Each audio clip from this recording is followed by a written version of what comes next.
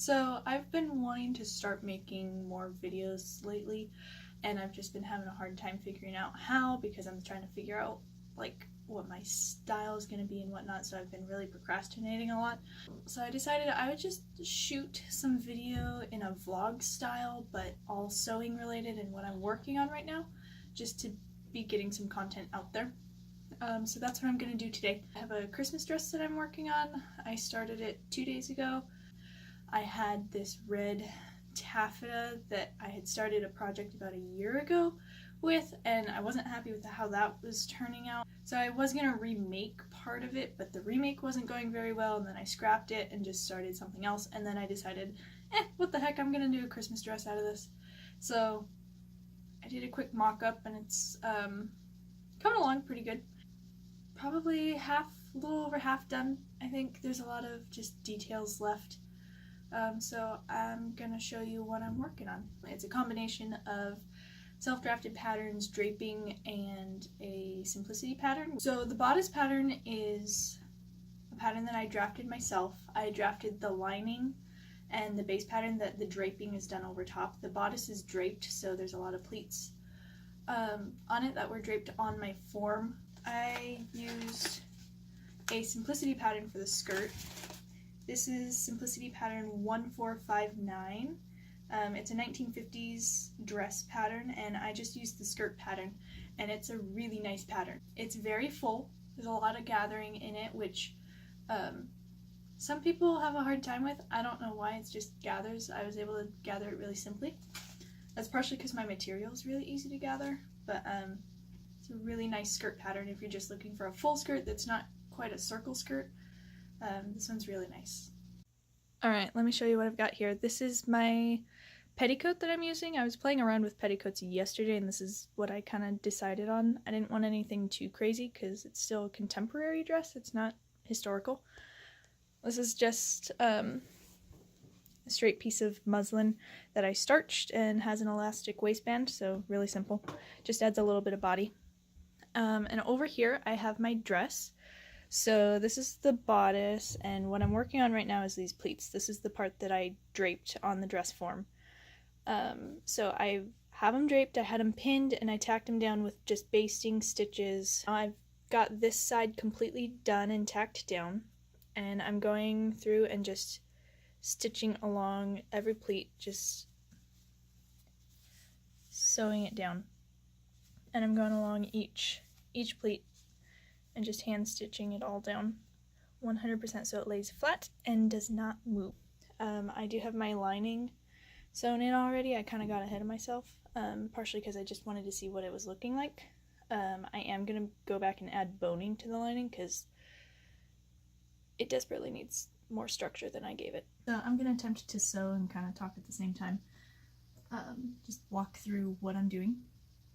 I have my thread which matches the fabric closely, which is very important. Just getting my thread.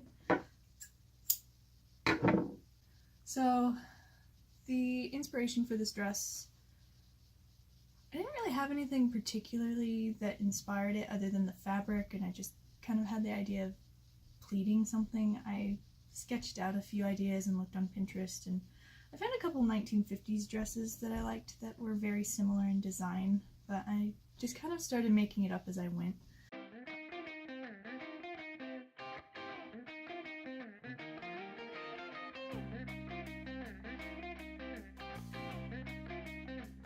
Alright, so I have finished hand sewing the pleats down, and here's what it looks like right now.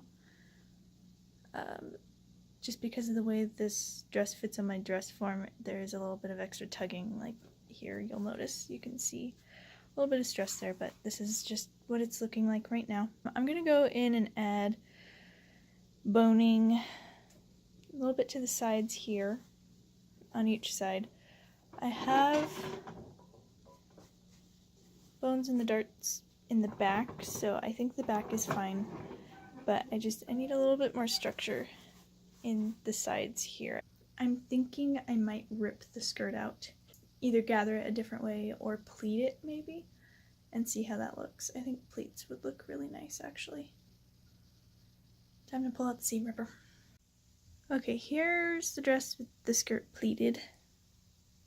So I definitely like the skirt pleated a lot better. I think my problem with it now is that I just want a little bit more volume at like the hem, and so the obvious solution to that is to put horsehair in the hem, but I don't want that much extra shape and volume in the hem, so I'm gonna look into some alternatives or something that could be a little bit more lightweight that'll just give more body, but not as much as a traditional horsehair.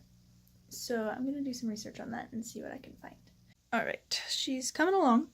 I went ahead and just went and did the hem. The pattern I used had a 3-inch hem allowance. So in my quick search I did for horsehair alternatives, basically, I did find there are actually a lot of alternatives you can use for a lighter weight hem, the main one being organza, which I totally knew but just wasn't even thinking about. I just went ahead and stitched it anyways because this project is just kind of a throwing it together, not wanting to spend money on it because everything I'm using is just stuff I had in my stash already. So yeah, I didn't want to go out and buy any organza because I don't have any on hand.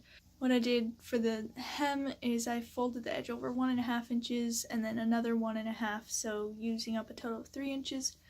That adds a little bit of kind of bulk to give a little bit of volume there on the hem, which I think is about what it needs because it looks a lot better, plus with it being shorter now because it was just a little long, which was adding to the frump. I'm pretty happy with how it's looking now. Still want to play around with it. I'm thinking about adding a sash just to kind of define the waist a little bit more. It's been like a week since I first started working on this. So as you can see, my dress is looking pretty good. Yesterday I went and touched up a bunch of things that needed to be fixed. I fixed some of the pleating on the waistband, so I just kind of ripped that out and repleated a portion of it so that it was all nice and even, because part of it was not, which was bothering me. And then I finished the lining and I stitched the armholes closed. So that's pretty much what I did yesterday, and I added boning to the front of the bodice, and then I just finished up the inside so it's all nice and clean inside. I also made this cute little bow. It took forever. For some reason I always have the hardest time with bows, and this is the first actually successful bow that I've made, and I'm so happy with it. It's so cute. I also got a zipper because I didn't have one on hand, so that's what I'm working on right now. I'm gonna get the zipper in and then finish off the lining in the center back, and it should be done. Okay, so here's what the dress is looking like right now. You'll notice the bow here, it's just safety pinned on. I'm gonna fix that. So the armholes here, as you can see, are finished. I just folded the lining and the top fabric over about 1/2 inch and stitched it closed with an invisible stitch all the way around. So pretty simple. And my back, so my waistband is pinned because my dress form is smaller, but I do have just a hook and eye closure. I think I'm going to move the bow to the back and stitch it onto this piece and put a snap over here so that I can just put the bow where I want it, in the front or the back, because I'm thinking about just having it in the back. I don't know yet.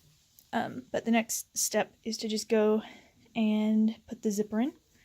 I'm going to leave the lining out of my zipper so that I can fold it under and finish everything off nice and neatly, which I will show more of as I get to it.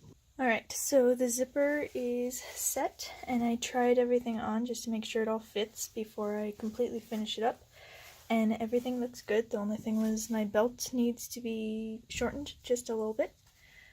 So what I'm going to do now, I'm going to cut away some of the excess bulk around the waistline because the zipper is getting kind of caught there, and then I'm going to take the lining and